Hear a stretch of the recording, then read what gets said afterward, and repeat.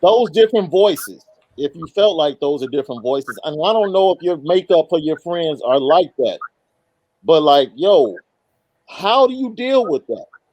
Even like, forget the pandemic, like, how do you deal with those multiple layers of voices in your life and try to stay focused on what you know God has for you?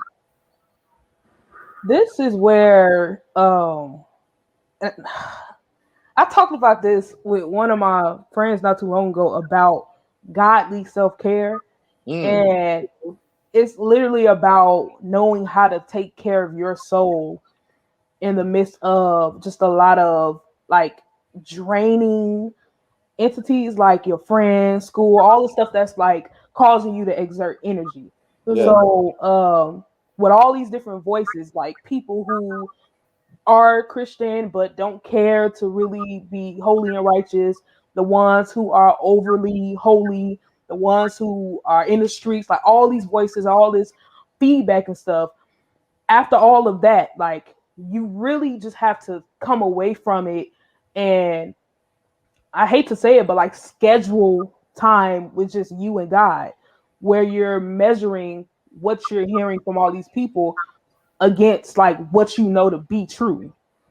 Like, and this is where, like, those moments where you are building intimacy with God and you are praying and meditating and listening for Him. That's where you build your foundation. So that way, when you are around and all these voices are happening, you're not starting to be swayed and stuff like that, or drained by what they're saying, or doubting what God said. Like, you have, it's like set in stone what you know to be true from God. So, like, really, really building a foundation with just you and Him, His word, His voice, all of that.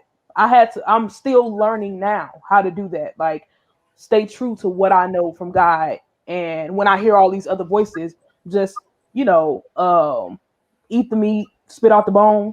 Like, what is important is what they're saying, and then everything else that just does not need to be retained. I feel like it's a lot of discernment for me on my end.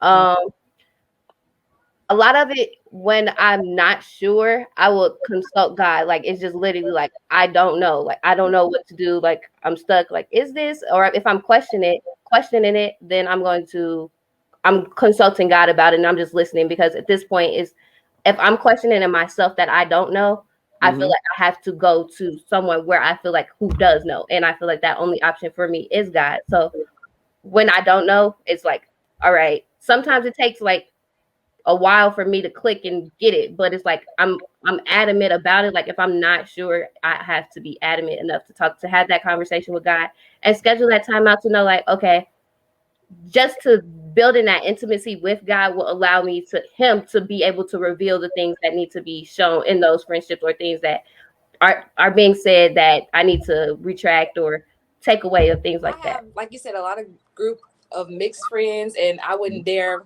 for the love of God, mix them together, because I hate Uh, how that is. Like, I just don't even want to do it, because at that point I'm blown. So for me, I know people love to have me in their life because I'm a bundle of joy. And some time ago you mentioned to me that I was anointed, and people might not know that you're anointed, but they want you around them because you are.